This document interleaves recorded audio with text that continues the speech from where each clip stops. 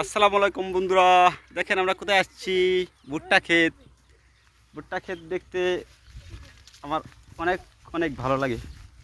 তাই চলে আসছি ভুট্টা ক্ষেতের ভিতরে। পাশে আছে পাট ক্ষেত। এই যে পাট গাছ অনেক বড় হয়ে গেছে। তো কিছুদিন আগেও ছোট দেখছি গাছগুলা, পাট গাছগুলা, কিন্তু এখন অনেক বড় হয়ে গেছে, আমার সমান হয়ে গেছে পাট গাছ। দেখেন বন্ধুরা, পাট গাছটা আমার সমান।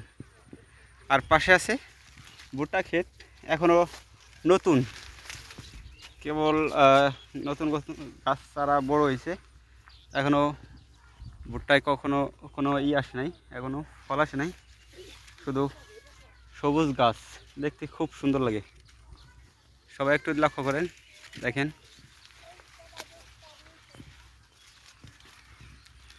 আসলে প্রকৃতির মাঝে গেলে অনেক মনটাও ভালো হয়ে যায়, যদি মনটা খারাপও থাকে। আর মাঠ ভর্তি দেখেন, ফাঁকা আর ফাঁকা। এখানে ছিল অনেক ধান, সেই ধানগুলো কেটে ফেলাইছে, এখন শুধু আছে ধানের গুঁড়া। চলেন বন্ধুরা, আপনাদেরকে দেখাই যে এলাকার গ্রামের মাঝে শুধু চারপাশ দিয়ে শুধু পাট আর পাট, কিন্তু কয়েকটা ক্ষেত ছিল যেখানে ধান, সেগুলো কাটার পরে এখন সেখানে ফাঁকা জায়গা। আমরা আসছি আমাদের ফ্যামিলি নিয়ে শুক্রবার দিন, ছুটির দিন ঘুরতে। ওই যে আমার পরিবার।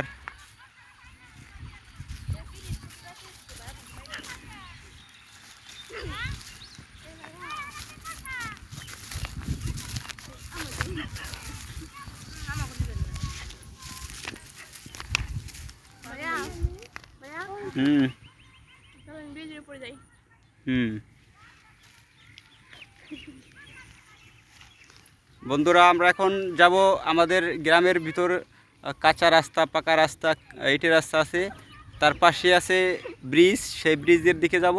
তো পরবর্তী ভিডিওটা আমরা করতেছি ব্রিজের উপরে, সবাই দেখার জন্য অপেক্ষা করুন একটু।